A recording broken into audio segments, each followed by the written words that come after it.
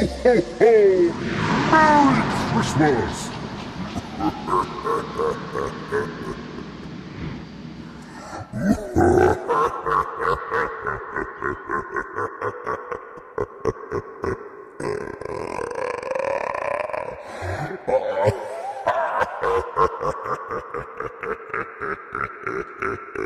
When I think about my money and how much I've spent, how quickly I spent it, and where it all went, sometimes I regret it, sometimes I don't care. If my wife knew the value of my collection, I'd need to be in your prayers. Some men like to gamble, some men like to race, some men like to party, to drink and fall on their face. But I've been collecting knives since the time before my space. Some are fixed blades and I have many that fold. Some go down in value, but some appreciate like gold. Hey guys, Jim here. Welcome in once again. Today we're going to be taking another look at a Divo Knives jaw-dropping, amazing model. Today we're going to be taking a look at the traditional pocketknives.com exclusive run of the Stout V2. And as you see marked right here on the end of the box, C. Reisner Cutlery, which is traditionalpocketknives.com, Divo Knives exclusive, Stout V2, and it is a righty. The reason why it says that is because they do make right-handed and left-handed versions. And this is the version that I selected in the Camo Carbon Watermelon Sugar. And this is not my first rodeo with a stout. If you have followed me for any length of time, you know that one of my absolute favorite EDC knives that actually sees good hard use is the very first Divo knife that was ever created, the original Stout. I love this knife. I've had it since before they made their debut. And I guess that's been, a little over 2 years now. And Divo has enjoyed great success because of their incredible designs, the team-ups that they have done with really great OEMs that have manufactured at terrific quality at substantially lower than expected prices. And that is their secret to success. Now, Divo Knives always has nice packaging as well. There is the outer box. Gonna get some cool stickers. Bada bing. And then there is the sticker for traditional pocket knives, C. Reisner Cutlery. Inside is going to be the leather zippered pouch. In here will be the knife. We're going to put that to the side. What else comes in here? That is going to be the signature paperclip pocket clip. So if you want to go back to making yours like the original Stout and you prefer having these clips, you certainly do get that. But because of whiny buttholes like me, they have started making sculpted titanium pocket clips. Because I feel a premium product deserves everything to be premium on it. And these knives are premium. Now, the Stout V2 is the premium version of the original Stout. There was very little that was changed between the Stout and the Stout V2. What they did was they upgraded the materials, they upgraded the fit and finish, and made it just a little bit nicer. And I reviewed that original V2 when it came out about a year ago. Now, what I am very, very happy about, because I missed out on them, I did not get one for myself because I was tied up the morning or the day, whatever it was, the day that they had the drop. I had planned on getting one and I screwed up. I did not support my good friend Kevin, and I forgot. So I missed out on it. And my favorite was the black and white, because it had the black titanium bolster and the whole thing just looked amazing. and I felt that it was a worthy successor to the original Stout. As much as I loved the original, the upgrade really, honestly, truly felt like it was an upgrade. It felt more premium in every way. And of course, the material choices got a little bit more premium with the blade steel. I believe on that one, if I'm not mistaken, they had gone to S90V. I could be mistaken, that's been about a year. This one, however, I'm going to zoom in and show it to you, is not. This is Van-X Super Clean. Oh yeah, we like Van-X around here, don't we? Yes, we do. And you get pivot collars. You get the micro milling in the bolster. Another upgrade that we didn't see on the original. Then you had the inclusion of the hidden lanyard post within the backspacer. Of course, the sculpted titanium pocket clip. And then there were some small little things, I believe, that like they had softened the blade windows so you weren't shredding fingernail filings off of your fingernails as you were finger flicking it open. And overall, just an exceptional knife. Now here, you've got this exclusive run, and the choices are going to be in the camo carbon 80s, which I love, really, really, really, really love. I had a hard time not doing that, but I already have the camo carbon 80s in my Divo knives Fireball, which is still a serious contender for Knife of the Year for me in 2024. There is the Fat Carbon Dark Matter Glow, which looked really, really, really, really cool. And I've had a few knives in that material as well, and I know that I like it. And then there's this one, the Watermelon Sugar. And while I realize that that sounds like something that the lunch lady in your middle school may have called you, I have watermelon sugar in one of my favorite Jack Wolf knives as well. That was my first introduction to the watermelon sugar colorway. And I dig it. So now I've got these two matching knives. How friggin' cool is that? And two of my absolute favorite production brands.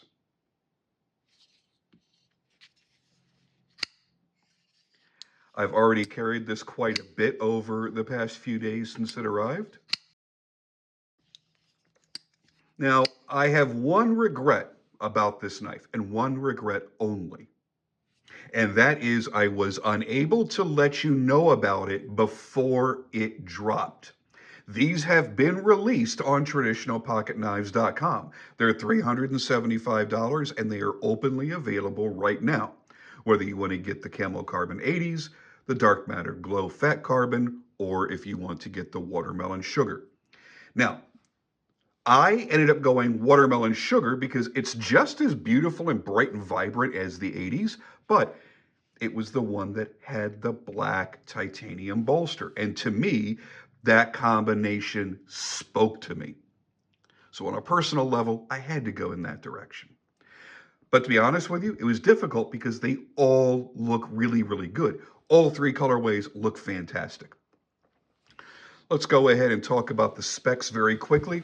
First off, you're looking at a titanium bolster lock, because you have the scale on both sides.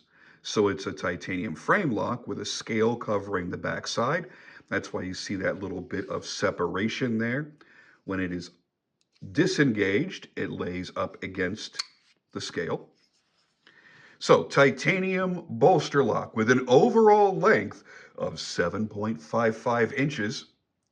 And from front scale to the pocket clip, looking at 450 thousandths of an inch, so just under a half an inch in overall thickness. Your blade style, they like to call the sheep's poon because it is very much a sheep's foot blade. And it really doesn't have a harpoon, but I guess because of the swedge that's up here, it kind of gives you a faux harpoon. That is a 3.3-inch blade in Van Super Clean. So that means it is incredibly tough. It is incredibly hard. So tough, it's going to resist getting nicks in the edges. It's going to resist getting broken tips. Hard, it's going to have good wear resistance, meaning your edge is going to have a good degree of longevity. And it has an insane amount of stainless steel properties, meaning it is almost impossible to rust or corrode this material. And on top of all that, why Van X stands head and shoulders above many other super steels that are both hard and tough and corrosion resistant. It's easy to maintain the edge. If you like to sharpen knives, it's an easy edge to resharpen. When you get into something, I'm not going to list any examples because I don't want to insult anybody who has favorite steels. There are some steels that are harder to maintain than others. They take forever to sharpen. This is not one of those steels. You have bearings around that pivot, and they are ceramic. They're 5mm, 1/16 size ceramic bearings. For those of you that feel the need to put skiff bearings and everything, now you know, 5mm, 1/16. You don't need to. The action on this is glorious. You just don't need to do it. I don't lubricate my pivots because you don't ever, for any reason, lubricate bearings in a knife. The only time you ever lubricate a knife is if when it's breaking in, if the detent ball, you can feel it kind of wearing in the track and it's really scratchy, or it starts making a screeching sound as it's wearing in the detent track. You take the teeniest and tiniest of dabs of lubricating oil and you put it on a little tiny Q-tip and you dab it on the detent ball, and then you work in the action. And that's it. You never, ever, ever, ever, ever, for any reason, put lubricating oil inside of your pivot. You are making more work for yourself down the road if you do so, because it attracts pocket lint, dirt, dust, everything into your pivot. Now you have to do more maintenance. You have to clean it more often. You may actually have to take the knife apart every now and then and clean it, because you are attracting things into that mechanism. Excuse me, I had a yawn coming on. And it's not necessary. This is not a major load-bearing surface. You don't have a lot of friction in here that it's having to work against. It's a friggin' folding knife. The only other reason you may ever, ever, ever want to lubricate bearings is if you have an older knife that used steel bearings and you're worried about them rusting and corroding. Sure, you could put a little bit of lubricating oil in there just to keep them from rusting. Sure, I get that. And that was a secret handed down to me from the great R.J. Martin when I first got into his knives. And I had a handful of Q36s. I had 3 Q36s. And we were talking one day, and I asked him about that because he used to have a disclaimer on his website. Do not lubricate my pivots. There is never a need to do so. Run your bearings dry, always. I'm like, really? Because it kind of feels smoother if I lubricate them. Because back then I lubricated everything. I was like a lube monster. I was like Diddy Jr. Okay, sorry. And he explained that to me. He's like, there's never a reason to do so. If the knife is properly built, and this most certainly is, everything's going to work together the way that it needs to be. If the tolerances are correct, you'll never have to lubricate it. Okay, fine. And I have not lubricated a knife since 2015, because it was 2015. Yeah, 2015 when he told me that. So yeah, and I've never had a problem with that ever since. So y'all can argue that all you want. You're hearing it from me, a knife maker, who heard it from an elite legacy knife maker, who is the king of flippers.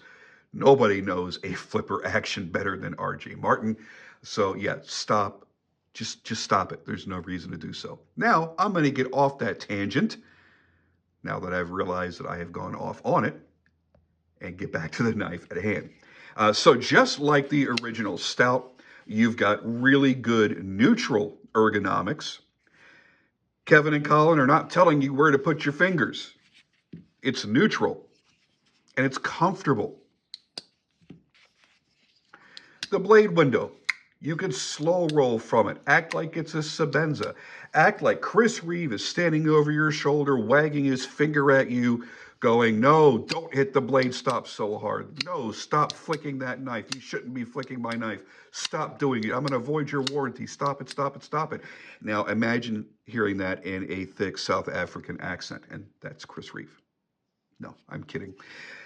Ah, that's an old-timers joke. Those of you that have been in the community for a while will have gotten that. All right, so you can slow roll it if you want. The detent is set perfectly so that it's not too sharp where you lose control trying to slow roll it. You can thumb flick it. You can finger flick it. You can do whatever you want. It is a wonderfully tuned detent. Perfect amount of friction set with the lock bar tension. It's fantastic. It will gravity drop, but it's not a guillotine. It has just enough tension on there to be a controlled drop.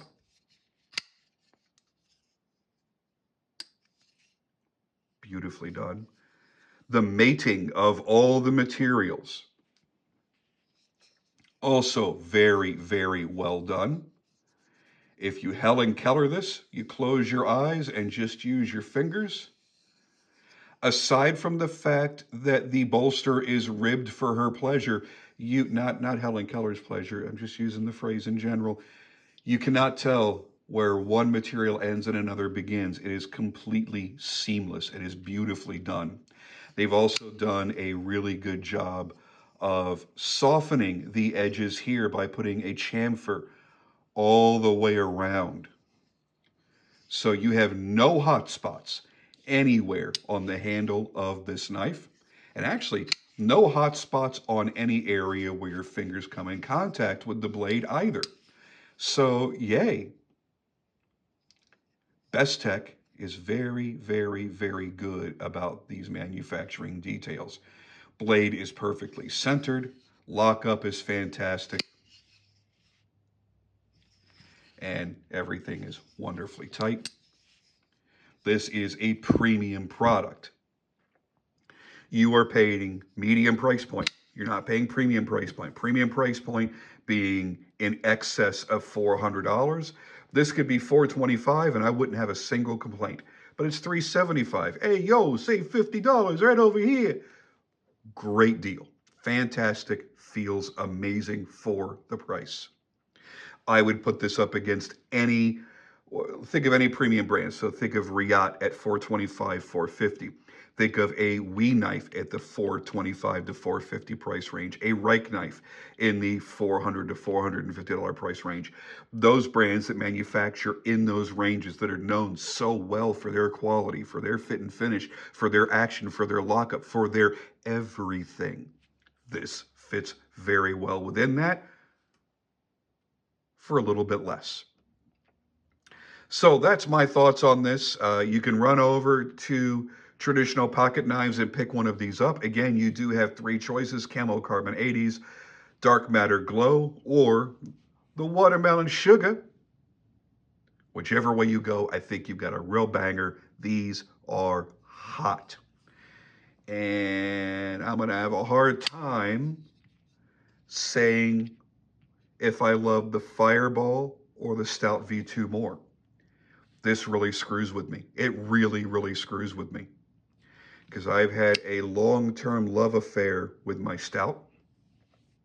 I always wanted the Stout V2 Premium. And I never got it. Then I got the Fireball, which has been my favorite after.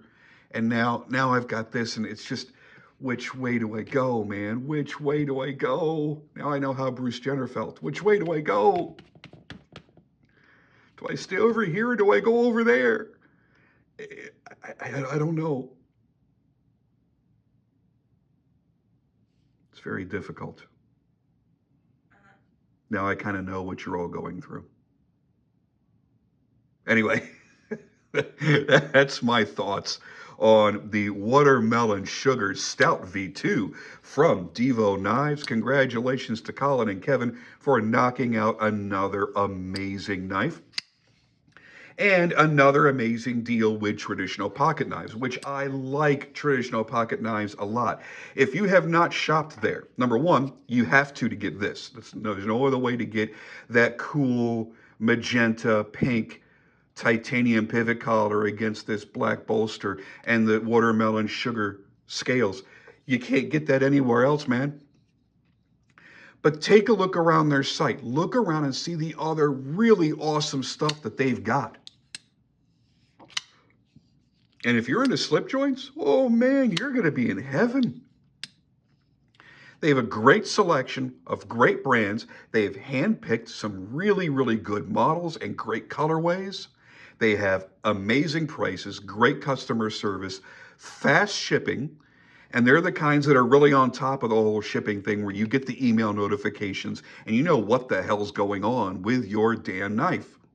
It's a big deal. Good people over there at Traditional Pocket Knives. So anyway, there you go. Thank you guys for joining me as always. And I'll see you on the next video.